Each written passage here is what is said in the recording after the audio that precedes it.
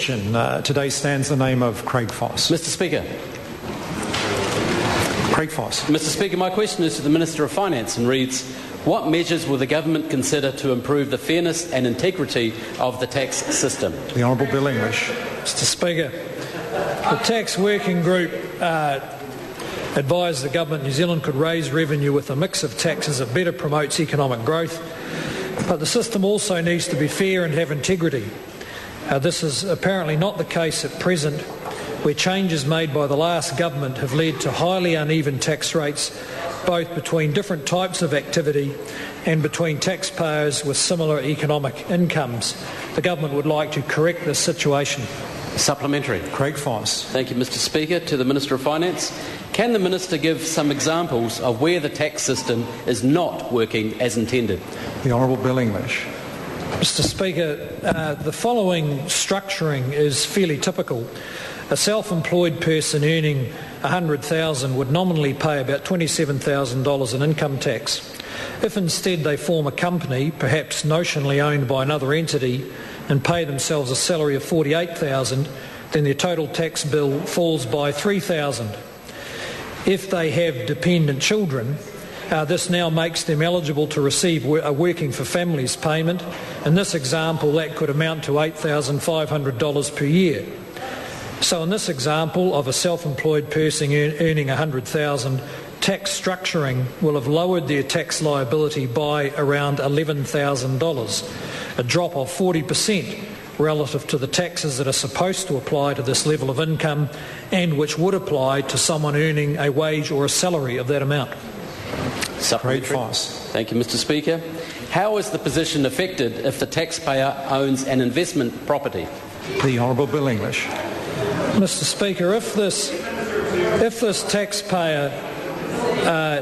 the taxpayer in question owns a property investment financed by borrowing which produces taxable losses of $20,000, this further lowers their personal taxable income to just $28,000. At this point, tax paid on an income of $100,000 has fallen below $10,000. In other words, their effective tax rate is actually less than 10%, or about 1/3 of the statutory tax rate.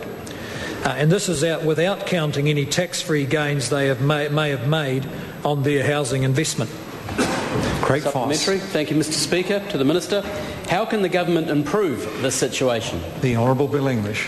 Well, Mr. Speaker, in that situation, the taxpayer would simply be behaving in a way that was implied by the tax structure that the last government put in place. But that system lacks fairness and integrity because of the way income is defined and because different tax rates have proliferated. These examples are not uncommon. The tax working group found that there are 10,000 households reporting investment losses while also claiming Working for Families credits. The government is keen to make the tax system fairer by closing this type of loophole where people pay the actual amount of tax that is the statutory tax rate. Supplementary, Mr. Speaker. David Garrett.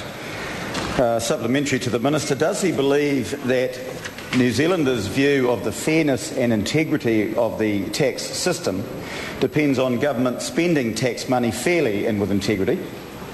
And if so, will he call in the Auditor-General to investigate the misappropriation by Mr Paul Morgan and his mates of Te Ko Plus money meant for married businesses, but which instead ended up in Mr Paul Morgan's pocket?